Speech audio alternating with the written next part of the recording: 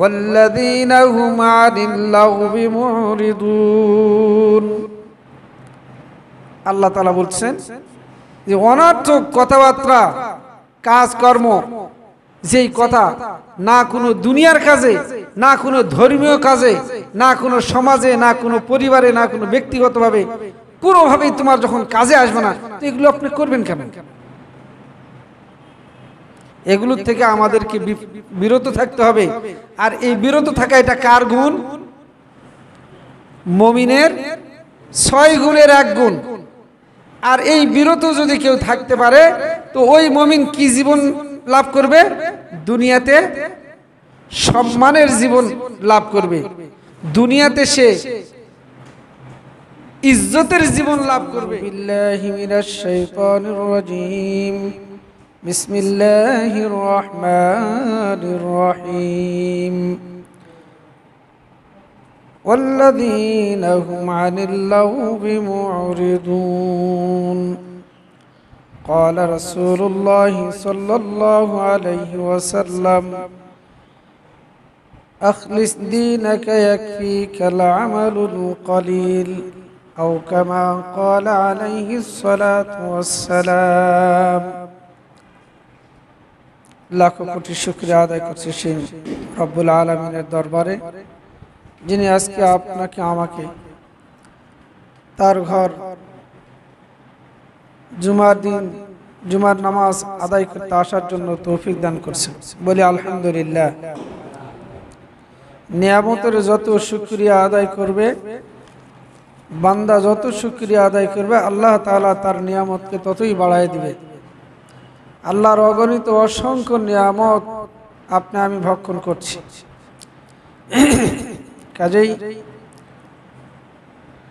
সারাটা জীবন যদি সিজদায় পড়ে মাথাটাকে লুটিয়ে দেয় আল্লাহর কুদরতি পায়ের সামনে, একটা নিয়ামতের আদায় শুকরিয়া আদায় করে শেষ করতে পারবো না। অসংখ্য নিয়ামত আল্লাহ তাআলা আপনাকে আমাকে দিয়েছেন।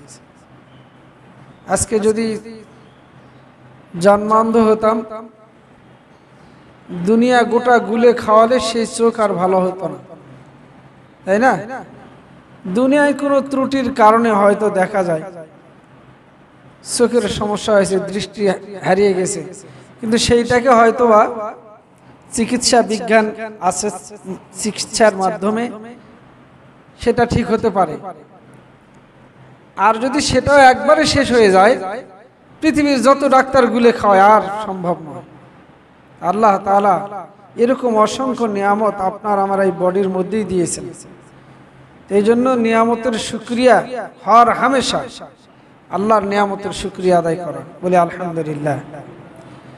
গত শুক্রবারে আমরা বয়ান করেছিলাম যে মানুষ দুনিয়াতে ইজ্জতের জীবন যাপন করবে, সম্মানের জীবন যাপন করবে এবং আখিরাতেও সফলতা বা কামিয়াবি হাসিল করবে 6টা জিনিসের মাধ্যমে। 6টা গুণ, মানে 7টা গুণ বলা যেতে পারে। প্রথম নম্বরের গুণ হলো ঈমান। ঈমান আনার পরে বাকি গুণগুলো যদি আমার মধ্যে থাকে, তাহলে আল্লাহ তাআলা আপনাকে আমাকে দুনিয়ার জীবন সম্মানিত করবেন, পরকালের জীবনেও আল্লাহ তাআলা তার অশেষ দয়ায় মেহেরবানিতে জাহান্নাম থেকে মুক্ত করে জান্নাতে দান করবেন, জান্নাতে দাখিল করবেন। বলে সুবহানাল্লাহ। তো তার মধ্যে গত সপ্তাহে আমি একটা গুণের কথা আলোচনা করেছিলাম। প্রথম নাম্বার গুণটা কি ছিল মনে আছে আপনাদের? হ্যাঁ, নামাজ। মাশাআল্লাহ। নামাজে মনোযোগী হওয়া, খালি নামাজ নয়, নামাজে মনোযোগী হওয়া, এটা মনে রাখতে হবে। আপনি আমি যতদিন দুনিয়ায় বেঁচে থাকবো, আল্লাহর বান্দা যদি হয়ে থাকি, আল্লাহর ইবাদত যদি আপনি আমি করি, তাহলে সমস্ত ইবাদতগুলো কিসের সাথে করতে হবে? মনোযোগের সহিত করতে হবে। এই জন্য প্রথম নাম্বার গুণ বান্দার হতে হবে, সে নামাজে মনোযোগী হবে এই সম্পর্কে আমরা গত সপ্তাহে যতটুকু আল্লাহ তাআলা তৌফিক দিয়েছিলেন ততটুকু আলোচনা করেছি। আজকে সেই ধারাবাহিকতায় যে গুণের বর্ণনা করব ইনশাআল্লাহ, সেটা হলো অনর্থক কাজকর্ম কথাবার্তা বলার থেকে বিরত থাকা। যেই কথার দ্বারা, যেই কাজের দ্বারা দুনিয়ারও কোনো ফায়দা নাই, পরকালেরও কোনো কি নাই, ফায়দা নাই, এগুলো হলো অনর্থক। আর আল্লাহ তাআলা বলতেছে, তুমি কি মনে করো তোমাকে আমি অনর্থক সৃষ্টি করেছি?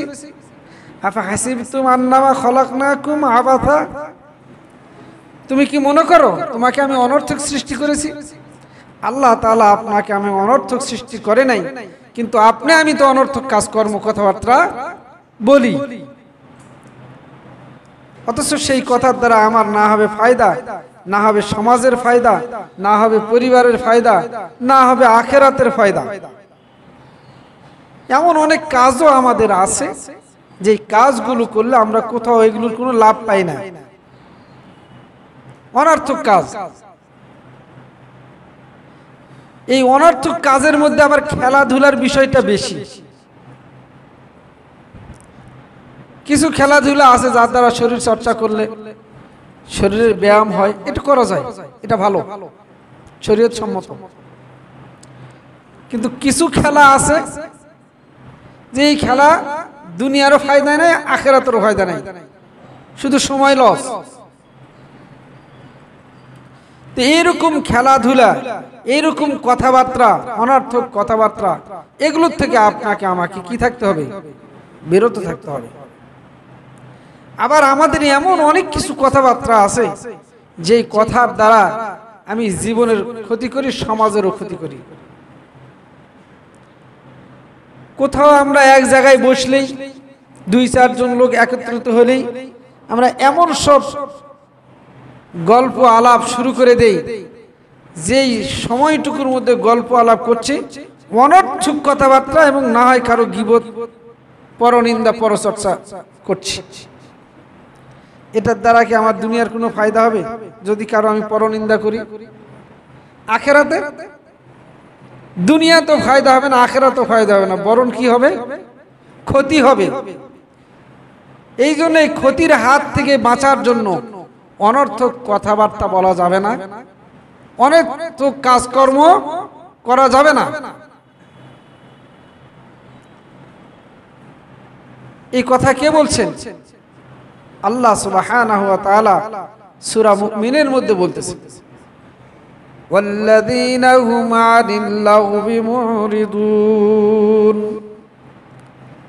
আল্লাহ তাআলা বলছেন যে অনর্থক কথাবার্তা, কাজকর্ম, যেই কথা না কোনো দুনিয়ার কাজে, না কোনো ধর্মীয় কাজে, না কোনো সমাজে, না কোনো পরিবারে, না কোনো ব্যক্তিগতভাবে, কোনোভাবেই তোমার যখন কাজে আসবে না, তো এগুলো আপনি করবেন কেন? এগুলোর থেকে আমাদেরকে বিরত থাকতে হবে। আর এই বিরত থাকা, এটা কার গুণ? মুমিনের 6 গুণের 1 গুণ। আর এই বিরত যদি কেউ থাকতে পারে, তো ওই মুমিন কি জীবন লাভ করবে? দুনিয়াতে সম্মানের জীবন লাভ করবে, দুনিয়াতে সে ইজ্জতের জীবন লাভ করবে, সম্মানের সহিত, ইজ্জতের সহিত দুনিয়াতে সে বসবাস করবে। দুনিয়া কিন্তু মানুষের, এই যে আমি দুনিয়াতে আসছি, এই দুনিয়ায় মানুষের সমস্ত আশা আকাঙ্ক্ষা কি পূরণ হবে? দুনিয়ার সমস্ত আশা আকাঙ্ক্ষা আল্লাহ পূরণ করবে না, কারণ দুনিয়া তো থাকার জায়গা নয়। আপনার আকাঙ্ক্ষা একটার পর একটা, একটার পর একটা বাড়তেই থাকবে, কখনোই মিটবে না। দুনিয়াতে চাওয়া পাওয়ার আশা, এই পিপাসা কখনো মিটবে না। মানুষের চাওয়া পাওয়া আকাঙ্ক্ষা, সমস্ত কিছু, সব কিছু চাওয়া পাওয়ার মিটার যে জায়গা, আশা পূর্ণ হওয়ার জায়গা, সেটা হলো মানুষের কি? পরকাল, জান্নাত। সুবহানাল্লাহ। মানুষ মৃত্যুর আগে কখনো মানুষের সমস্ত চাহিদা পূরণ হবে না। তাহলে চাহিদা পূরণের জায়গা আপনার আমার কোথায়? মৃত্যুর পর। হয় ভালো জিন্দেগি লাভ করতে পারবো, অথবা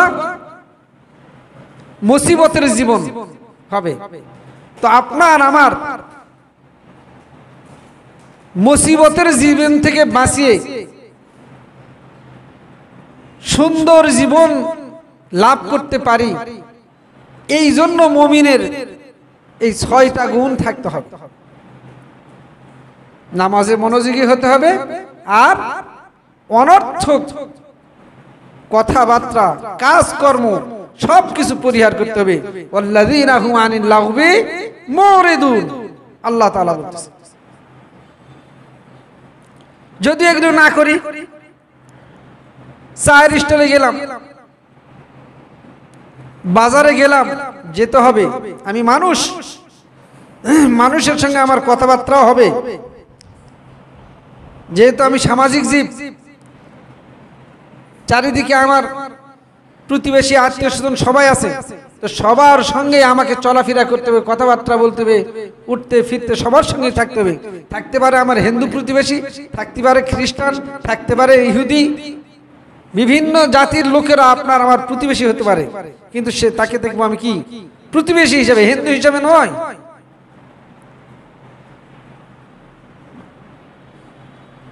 এত কিছুর মাঝে আমি চলবো কিভাবে? কুকিল যখন কাকের বাসায় ডিম দেয়, কুকিল ডিম দেয় কোথায়? কাকের বাসায়, নিজে বাচ্চা উঠায় না। আর বোকা কাক ওর ডিম মন করে ওই ডিমের উপরে কি দেয়? তা দেয়, বাচ্চা উঠায়। বাচ্চা ওঠে, যখন বাচ্চা উঠে যায়, কিছুদিন পর ওই বাচ্চার বুলি ফোটার সময় যখন হয়ে আসে, তখন ওই কুকিল আশপাশে ঘোরাফেরা করে। কাক যখন তার জাতিগত ডাক দেয়, কা বলে উচ্চারণ করে, পার্শ্বের থেকে কুকিল তার সুমধুর কণ্ঠ দিয়ে কু বলে ডাক দেয়। কুকিলের মিষ্টি ডাক শুনে ওই কাকের বাসায়, যেই কাক কুকিলের বাচ্চাকে নিজের বাচ্চা মনে করতেছে, ওই কুকিলের বাচ্চা মায়ের ডাক শোনার পরে, জাতির ডাক শোনার পরে কা ডাক না দিয়া কু বলে ডাক দেয়। কুকিল কু করে সুন্দর মিষ্টি ডাক যখন দেয়, ওই কুকিলের বাচ্চা তখন ওই কুকিলের বুলিটাই বলে। আর কাক বলে, না তুমি কু বলতে পারো না, তুমি বলো কা। ওই বাচ্চা বলে, না কু। আপনি আমি এই দুনিয়ার মধ্যে চলাফেরা করব, এই দুনিয়ায় বিভিন্ন জাতির লোক আছে, বিভিন্ন বর্ণের লোক আছে, বিভিন্ন ধর্মের লোক আছে, সবার মাঝে আপনাকে আমাকে বসবাস করতে হবে। তো আপনার আমার বুলি কি হবে? আপনি মুসলমান, আমি মুসলমান, আমি ইমানদার, আমি মুমিন, আমার ডাক তো ওইটাই হবে। যখন আমার মাওলার ডাক করবে, সব ত্যাগ করে আমার মাওলার ডাকে সাড়া দিতে হবে। এত কিছুর মধ্যে থেকে আমাকে ওই মাওলার কথাই বলতে হবে। সুবহানাল্লাহ। এই জন্য মাওলা তো আপনাকে আমাকে অনর্থক কাজের জন্য পৃথিবীতে সৃষ্টি করেন নাই, সৃষ্টি করেছেন তার গুণগান গাওয়ার জন্য, তার ইবাদত করার জন্য। তো মুমিন যে মুমিন হবে, তার মাঝে এই সিফাতগুলো থাকতে হবে, তাহলে দুনিয়াতে ইজ্জতের জীবন লাভ করবে। ওই কাফের মুশরিকরা কখনো মুসলমানদের উপর বেত্রাঘাত করতে সাহস পেত না। আজকে এই ভারতবর্ষ মুসলমানরা কতদিন শাসন করছে? 500 বছরের উপর মুসলমানরা শাসন করছে। আজকে সেই মুসলমান শাসিত যারা শাসন করতে, তারা এখন শাসিত। কোন কারণে? সেটা কি তাদের দোষ? না, তাদের দোষ নয়, ওই দোষটা আমার। আমি আমাকে ভুলে গেছি, আমি কে আমাকে চিনতে পারছি না, আমি আর আমার সত্তা আমি হারিয়ে ফেলেছি।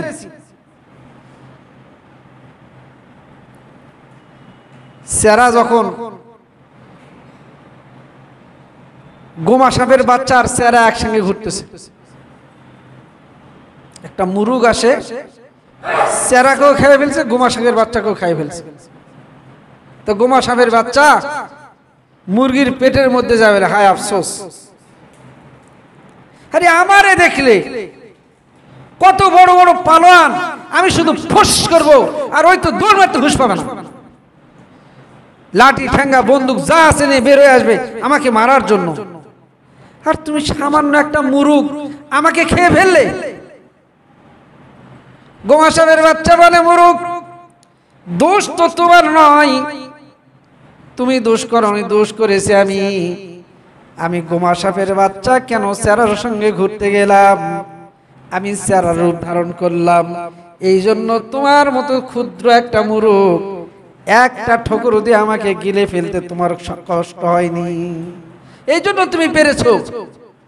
আজকে আমি যদি আমার সেই শান শৌকত নিয়ে থাকতাম, কখনোই পারতে না তুমি। তো মুসলমান আজকে মার খাচ্ছে কেন? যে মুসলমান, মুসলমানের মুসলমানিত্ব হারিয়ে ফেলেছি আমরা নামে মুসলমান, আমার কামে মুসলমান নয়। আমি আজকে আমার এই গুণ থেকে আমি দূরে চলে গেছি, আমার নামাজের ঠিক নাই, আমার কথাবার্তা লাগাম ছাড়া কথাবার্তা, কোনো ব্রেক নাই, যা ইচ্ছা তাই বলে দিচ্ছি। মুসলমান হয়ে আওয়াজ তো শরীয়ত টরিয়ত বুঝি না, মানি না, মুসলমান।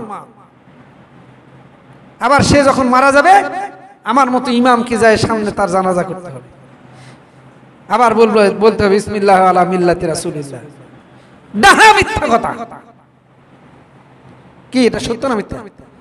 সে সারা জীবন বললো শরীয়ত মানে না, আল্লাহর হুকুম মানলো না, কিছু মানলো না, এখন মরণের সময় আল্লাহ রাসূলের দলে তুলে দিচ্ছি, আমি ইমাম সাহেব দোয়া করতেছি। তাহলে মিথ্যা কথা বলতেছি না? এরকম জানা যায় যদি আমরাও যাই, মনে রাখবেন একটা মানুষকে আপনি আমি যত ভাই লোকটা কেমন ছিল, আপনি আমি ওই দলের মধ্যে হয়তো বলবো ভালোই ছিল, কিন্তু মনে ওরা কেমন ভালো ছিল সেটা তো আমি জানি। কি কথা ঠিক না? ঠিক কি না? এটা জোর করে স্বীকারোক্তি, স্বীকারোক্তি নিয়ে কি লাভ? গোটা পৃথিবীর মানুষ যদি বলে ভালো, আল্লাহ দেখছে, আল্লাহর ফেরেশতারা যে সাক্ষী আছে, প্রতিদিন একটা মানুষের পিছনে 20 জন করে ফেরেশতা থাকে। কয়জন? আপনি আমি জানি না, আপনি আমি জানি না। একটা মানুষের পিছনে 20টা করে ফেরেশতা প্রতিদিন আল্লাহ নিযুক্ত করে রাখেন। সুবহানাল্লাহ। এই ফেরেশতাগুলো কি করে? আপনাকে আমাকে কি দেয়? পাহারা দেয়। আপনি আমি মনে করেছি যে কেউ দেখলো না, আল্লাহ তো দেখেই, তিনি সামিউম বাসির। এরপর আল্লাহ আপনার আমার পিছনে স্পাই লাগিয়ে দিয়েছে, কোনো দিক দিয়ে পালানোর উপায় নাই। আজকে মুসলমান তো মার খায় এই কারণে। ভাইরা আমার, কবে আর আমাদের হুঁশ হবে? আজকে মার খাওয়ার কারণ হলো আমরা আমাদের দায়িত্ব ভুলে গেছি। আমি কে, আমি নিজেকেও ভুলে গেছি। আমার কি গুণ থাকা দরকার, সেই গুণগুলো আমার মধ্যে আর নাই। আমি তো এক জায়গায় বসলে আমি আমার আরেক ভাইয়ের গীবত করতেছি, এক ভাই একটু উপরে উঠতে চাইলে কি করে ওকে টানে নামানো যায় সেই চিন্তায় আমি মগ্ন আছি। এটা কি হলো? এটা কি মুমিনের গুণ? না, মুমিনের গুণ নয়। মুমিনের সিফত হবে মুমিন ভালো কাজ করবে, অনর্থক কাজ করবে না। মুমিন আরেকজন মুমিনের উপকার করবে, বিপদে পড়েছে সাহায্যের জন্য হাত বাড়িয়ে দিবে।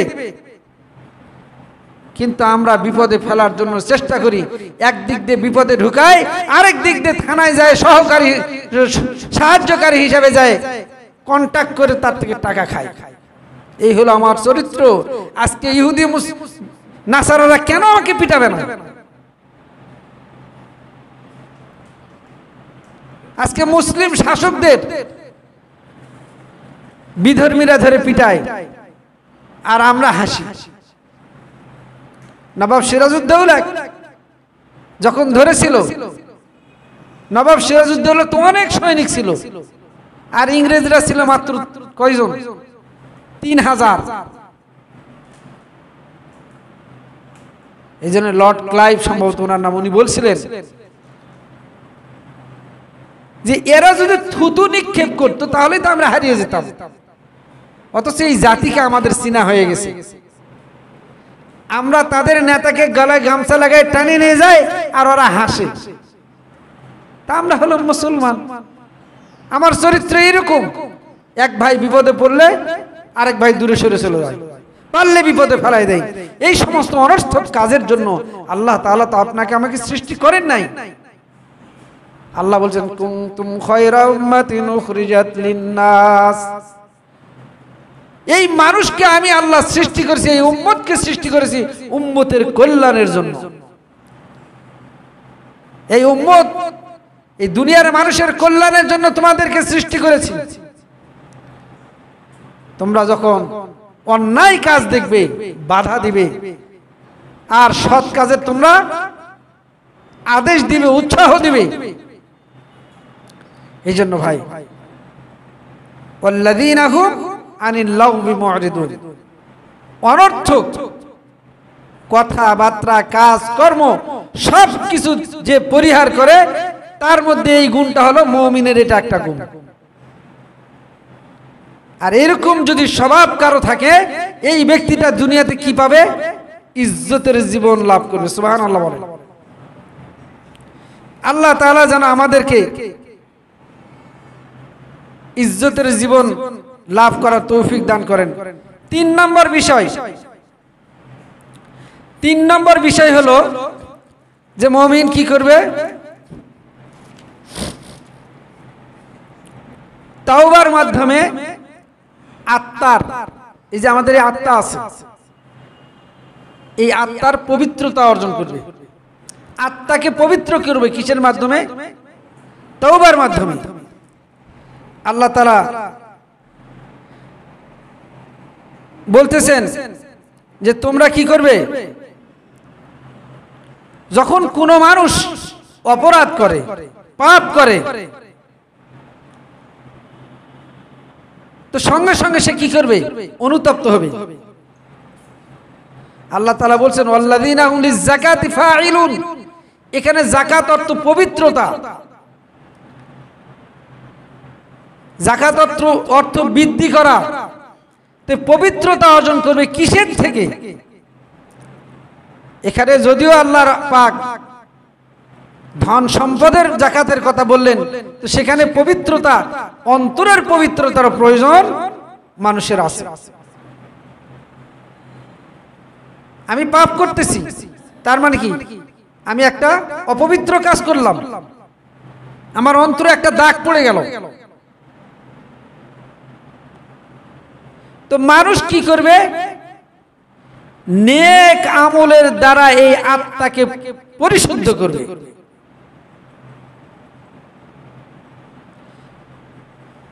যে কোনো গুনাহ হয়ে গেছে, সঙ্গে সঙ্গে আল্লাহর কাছে এই গুনাহ ক্ষমা চাইতে হবে, তওবা করতে হবে। তওবা করতে কি কি করতে হবে? আল্লাহর কাছে সর্বপ্রথম এই গুনার ব্যাপারে লজ্জিত হতে হবে যে আমি এত বড় একটা অন্যায় করে ফেললাম। এই অনুতাপ কি আমার আছে? আমি তো পাপকে এখন হাসি খুশি ভাবে করি, হাসতে হাসতে, খেলতে খেলতে, মানে সানন্দে আমরা পাপ করি। সামাজিক ভাবে করি, ব্যক্তিগত ভাবে করি, পারিবারিক ভাবে করি, রাষ্ট্রীয় ভাবে করি, সব ভাবে আমরা অন্যায় করতেছি। অন্যায়কে অন্যায় মনে করতেছি না, আর অন্যায়কে অন্যায় মনে করে অনুতপ্ত হওয়া আল্লাহর কাছে, এটা হলো মুমিনের সিফত। আমার যখন অন্যায় হয়ে যাবে, সঙ্গে সঙ্গে আল্লাহর কাছে আমি কি করব? তওবা করব, আর বলবো আল্লাহ এই অপরাধ আর কোনোদিন করব না, এই অপরাধ আর কোনোদিন করব না। সাথে সাথে একটা নেক আমল করে নিব। এটা হলো মুমিনের সিফত।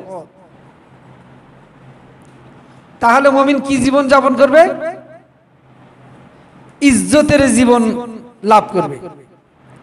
তাছাড়া এই দুনিয়াতে বেইজ্জতির জীবন ভোগ করতে হবে। এই জন্য আপনি আমি যখন অন্যায় করি, আমার অন্যায় হতে পারে, আমি মানুষ,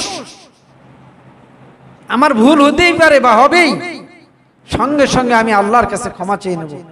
অথবা যার কাছে আমি অপরাধ করেছি তার কাছে যায় হাতে পায়ে ধরো, ভাই আমি তোমার এই অন্যায়টা করে ফেলেছি, আমাকে মাফ করে দাও। তো একজন মানুষ যখন অপরাধ করে কারো কাছে ক্ষমা চায়, ওর মনটা অবশ্যই কি হয়ে যায়, নরম হয়ে যায়। সে ঠিক আছে, করেই ফেলেছো, মাফ করে দিলাম, আল্লাহর কাছে মাফ চাও। যখন কোন বান্দা ভুল করার পরে আল্লাহর কাছে ফিরে আসে, উদাহরণ দিয়ে বলা হয়েছে, যদি মরুভূমির মধ্যে কোনো মানুষের যানবাহন হারিয়ে যায় আর সেই যানবাহনটা আবার যদি সে ফিরে পায়, যেমনি করে তার আত্মার মধ্যে শান্তি অনুভব করবে। আল্লাহ বলে, বান্দা তুমি যখন অন্যায় করো, অপরাধ করো, আমার রাস্তাতে ফিরে চলে যাও, আবার যখন তুমি আমার রাস্তায় ফিরে আসো, আমি আল্লাহর শরণাপন্ন হও, আমার কাছে ক্ষমা চাও, আমি আল্লাহ তার চাইতে অনেক বেশি খুশি হয়ে যাই, তোমার প্রতি অনেক খুশি হয়ে যায় যে আমার বান্দা অপরাধ করার পর অনুতপ্ত হয়েছে, আমার কাছে ফিরে এসেছে। আল্লাহ মাফ করে দেওয়ার জন্য আল্লাহর দরজা সবসময় উন্মুক্ত রয়েছে। এই জন্য ভাই, কোন পাপ হয়ে গেলে সঙ্গে সঙ্গে আপনি আমি কি করব, আল্লাহর কাছে ক্ষমা চেয়ে, আল্লাহ তাআলা ক্ষমা করে দেওয়ার জন্য দরজা খুলে রেখেছেন। এটা হলো একটা মুমিনের সিফত। আর একটা সিফত আছে, পর্দা। নারী পুরুষ উভয়ে পর্দা করতে হবে। নারীরা যেমন পর্দা করবে, পুরুষরাও। কোরআনুল কারীমের মধ্যে পুরুষদের পর্দার ব্যাপারে আগে আল্লাহ তাআলা বলছেন। এই পর্দা তো নাই, নিজের মেয়েকে নিজে রিকশায় চড়ে বা গাড়িতে করে পার্কে বিভিন্ন জায়গায় এমন অবস্থায় নিয়ে গেছে সেদিক দৃষ্টি দেওয়া সম্ভব হয় না। বাপ, বড় ভাই, দুলা ভাই, সাদের ভাই, যত অশ্লীল কাজ করতেছি, আজকে এই পর্দা পুশিদা আমাদের উঠে গেছে। কিয়ামতের দিন আল্লাহ ধরবেন, তোমার মেয়েকে তুমি কিভাবে চালাইছো, তোমার মেয়ে যে পর্দায় ছিল না, তোমার কি দায়িত্ব ছিল, তোমাকে কি কর্তব্য দেওয়া হয়েছিল। এই পর্দা পুশিদা যদি আপনি আমি রক্ষা করতে না পারি, তাহলে কিয়ামতের দিন আল্লাহর দরবারে কি জবাব দিব? একটা মেয়ে কয়েকজন মানুষকে নিয়ে জাহান্নামে যাবে। একটা মেয়ে কয়েকজন মানুষকে নিয়ে জাহান্নামে যাবে। বড় ভাই, বাবা, বড় ভাই, ছেলে, স্বামী, কটা হলো? হ্যাঁ, চারটা। কিভাবে? যখন মেয়ে আপনার ঘরে লালিত পালিত হয়েছে, যখন আপনি বাবা ছিলেন, তখন দায়িত্ব এই মেয়েটাকে বা এই ছেলেটাকে তৈরি করার দায়িত্ব কার ছিল? সুশিক্ষায় শিক্ষিত করার দায়িত্ব কার ছিল? বাবার অনুপস্থিতিতে বড় ভাই। এরপর যখন এই মেয়েটাকে বিবাহ দিয়ে দেওয়া হবে, স্বামীর ঘরে চলে যাবে, ওর দায়িত্ব সম্পন্ন স্বামীর ঘাড়ে চাপবে। স্বামী যদি এই মেয়েটাকে শরীয়তের বিধিবিধান অনুযায়ী পরিচালনা না করে, কিয়ামতের দিন আল্লাহর দরবারে তাকে জবাবদিহি করতে হবে। স্বামী চলে গেলে বড় ছেলেকে আল্লাহ ধরবে। যে ছেলে থাকবে ওই ছেলে ওই মায়ের জন্য দায়িত্বশীল।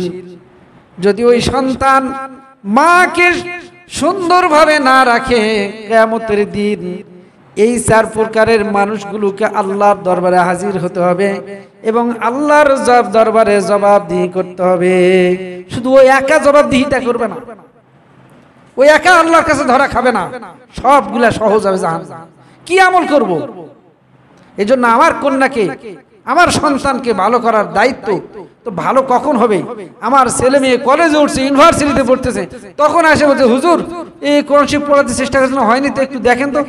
বিয়ে শাদী আসছে, বিয়ে শাদী দেওয়া লাগবে, কোরআন শরীফটা একটু পড়াতে পারেন নাকি? আবার কোরআন শরীফ পড়ানোর জন্য কি টাইম? হুজুর এ তো বেলা 2টার পর ইংরেজি প্রাইভেট আছে, এই টাইমে তো কোরআন শরীফ পড়তে পারবে না। সকালে হুজুর সকালেও ম্যাথমেটিক্সের টিচার আছে, মানে ওর আর সময় পাবে না। এখন সময় কখন? হুজুর আসরের পর আসে একটু পড়ায়।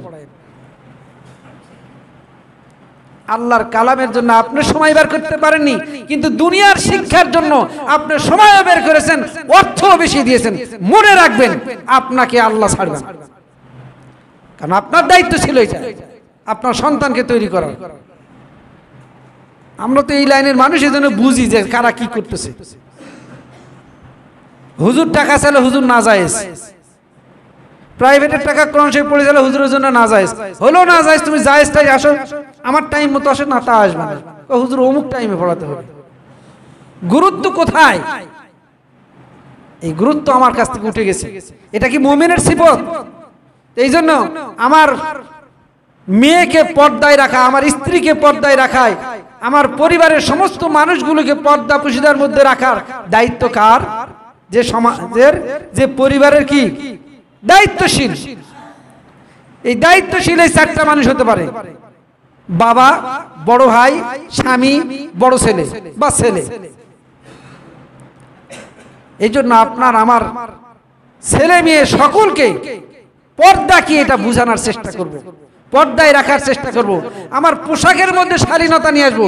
এমন এমন পোশাক আমি বাবা হয়ে কিনে দিচ্ছি, আমি ভাই হয়ে কিনে দিচ্ছি, আমি স্বামী হয়ে কিনে দিচ্ছি। ন্যাংটা অবস্থায় চলবো না, কে চলবে? কোনোদিন তো এই জন্য বলি না যা চাই তাই করি, না, হবে না। শরীয়তের বিধি অনুযায়ী আপনি সৌন্দর্য তৈরি করে দেন। শরীয়তের পোশাকগুলো সৌন্দর্যের পোশাক। আল্লাহ তাআলা আমাদেরকে এই কথাগুলো বলনেওয়ালা শুননেওয়ালা উভয়কে আল্লাহ তাআলা আমল করার তৌফিক দান করুন। তাহলে আমরা আজকে পর্দা পর্যন্ত 1 নম্বর আলোচনা করেছি কি? নামাজে কি হওয়া? মনোযোগী হওয়া। 2 নম্বর কি? অনর্থক কথাবার্তা পরিহার করা। 3 নম্বর কি বললাম?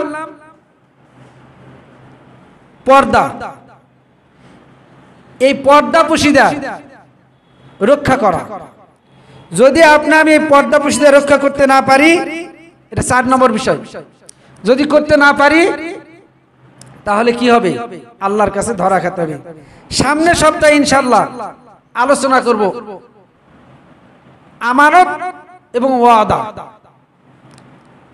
আমানত এবং ওয়াদা। এরপরে আবার আসবে নামাজ। শুরু হয়েছে নামাজ দিয়ে, এই সিফতটা শেষ হবে নামাজ দিয়ে। এই 6টা গুণ যদি কোনো মুমিন, কোনো মুসলমান যদি অর্জন করতে পারে, তো দুনিয়াতে ইজ্জতের জীবন পাবে, পরকালেও সফলতা অর্জন করে জান্নাতের বাসিন্দা হতে পারবে। আল্লাহ তাআলা এই 6টা গুণ যদি আমি পালন করতে পারি, তো আপনার আমার চাহিদা মিটানোর জায়গা দুনিয়া নয়, জান্নাতে আপনার আমার চাহিদাকে মিটাই দিবেন কে? আল্লাহ সুবহানাহু ওয়া তাআলা। আমরা যে কথাগুলো শুনেছি ইনশাআল্লাহ আমল করার চেষ্টা করব। আল্লাহ তাআলা সকলকে আমল করার তৌফিক দান করুন।